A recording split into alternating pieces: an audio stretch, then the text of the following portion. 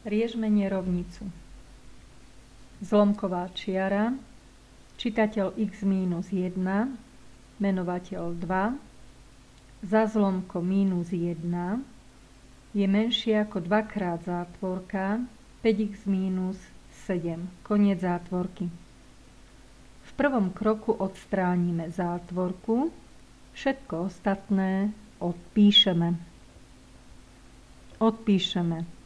Zlomková čiara, čitateľ x minus 1, menovateľ 2, za zlomko minus 1 je menšie ako prvá šípka. Plus krát plus je plus, nemusím napísať. 2 krát 5x je 10x. Druhá šípka. Plus krát mínus je mínus. 2 krát 7 je 14. V prvom kroku sme odstránili zátvorku roznásobením, v ďalšom kroku odstránime zlomok. Máme tu deleno 2, teda použijeme úpravu krát 2. Deleno a krát patria k sebe. Čitateľa si môžeme dať do zátvorky. Čítam. 2 deleno 2 je 1 krát a odpíšem čitateľa zlomku. Ďalej máme minus 1 krát 2. To je minus 2. Je menšie ako 10x krát 2 je 20x. Minus 14 krát 2 je minus 28. Odstránime zátvorku. 1 krát x minus 1 je x minus 1. Odpíšeme minus 2. Je menšie ako 20x minus 28. Zjednodušíme výraz na ľavej strane nerovnice. K sebe patria minus 1 a minus 2. Dostávame x a minus 1 minus 2 je minus 3. Je menšie ako, odpíšeme pravú stranu nerovnice. Čísla s písmenkami na jednu stranu, čísla bez písmeniek na stranu druhú. Urobím taký postup, pri ktorom sa bude meniť znak nerovnosti na opačný. Teda na pravej strane vynulujem plus 20x úpravou minus 20x. Odpíšem ľavú stranu x minus 3 a pridám príkaz ekvivalentnej úpravy. Minus 20x je menšie ako, odpíšem pravú stranu 20x minus 28 a pridám príkaz ekvivalentnej úpravy.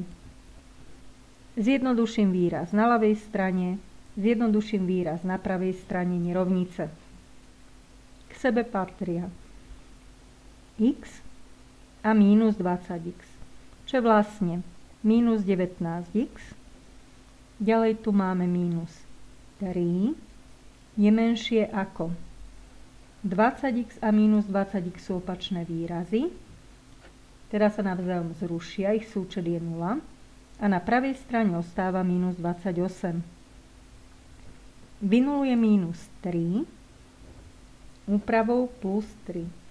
Dostaneme minus 19x je menšie ako minus 28 plus 3. Teda minus 19x je menšie ako minus 25. Môžeme povedať, že toto je najnebezpečnejšie miesto pri riešení nerovnice. Prečo? Porovnajme si čísla 3 a 5. 3 je menšie ako 5. Prenásobme obe čísla číslo minus 4.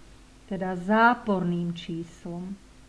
Dostaneme 3 krát minus 4 je minus 12, 5 krát minus 4 je minus 20 a porovnajme tieto dve čísla. Keď si predstavíme tieto dve hodnoty na teplomery, zistujeme, že minus 12 je väčšie ako minus 20.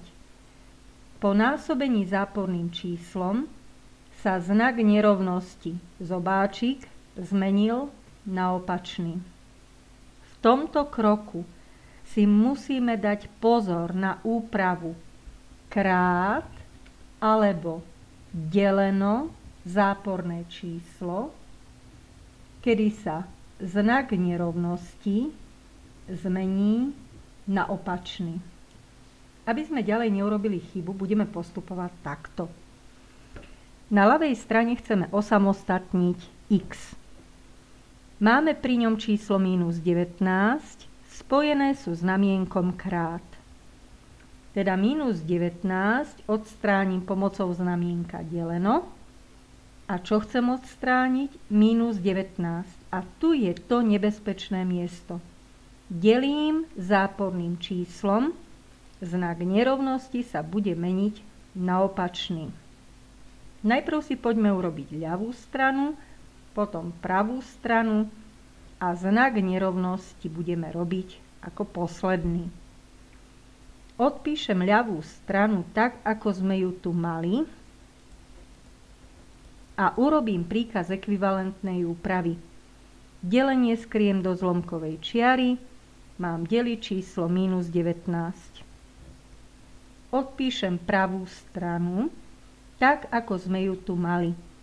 Minus 25 a urobím príkaz ekvivalentnej úpravy, pričom delenie skriem do zlomkovej čiary. Deleno minus 19. Keďže sme delili záporným číslom, znak nerovnosti sa mení na opačný. Upravíme si. Minus 19 a minus 19 môžeme krátiť minus 19, na ľavej strane ostáva x, je väčšie ako mínus deleno mínus je plus, ktoré nemusím napísať, 25/19. Zopakujeme si. Tu máme najnebezpečnejšie miesto pri riešení nerovnice.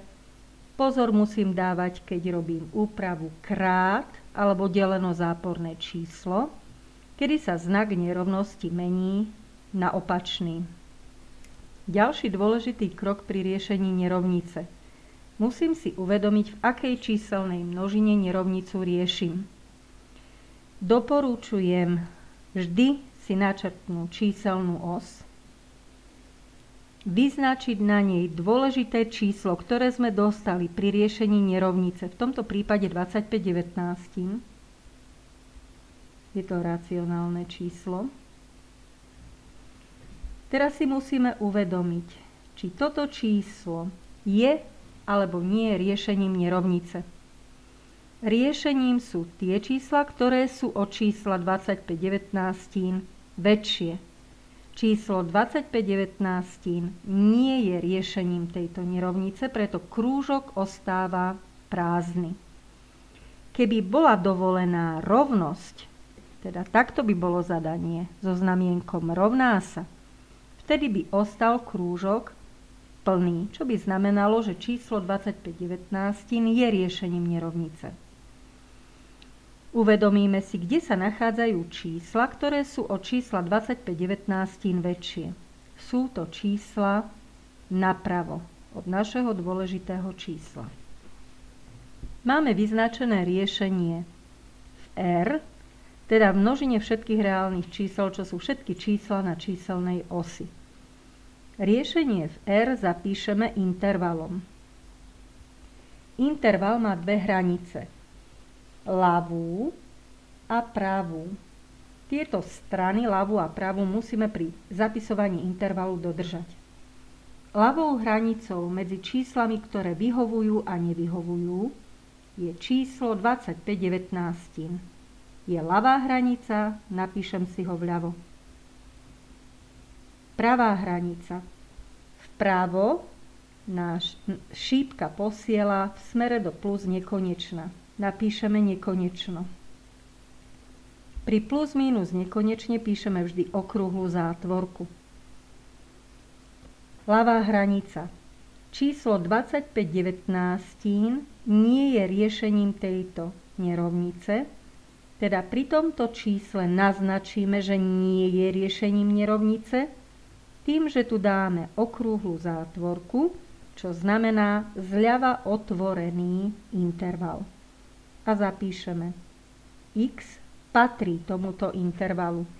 Teda riešením nerovnice je akékoľvek číslo z naznačeného intervalu.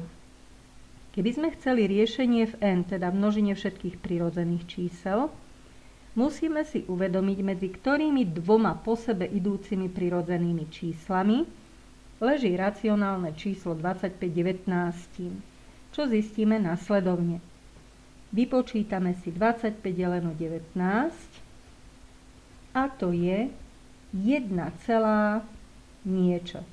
Teda 25/19 leží medzi prirodzeným číslom 1 a prirodzeným číslom 2. Všimneme si, ktoré prirodzené čísla stretneme na naznačenej ceste. 25/19 nie je riešením tejto nerovnice, nie je to ani prirodzené číslo, teda vydáme sa naznačeným smerom, ako prvé stretáme prirodzené číslo 2. Ďalej to bude prirodzené číslo 3 a tak ďalej. Keby sme mali úlohu zistiť, ktoré najmenšie prirodzené číslo vyhovuje tejto nerovnici, odpoveď by bola, je to prirodzené číslo 2. Toto riešenie môžeme zapísať ešte iným spôsobom. Riešením sú všetky prirodzené čísla, okrem prirodzeného čísla 1. A nerovnicu máme vyriešenú.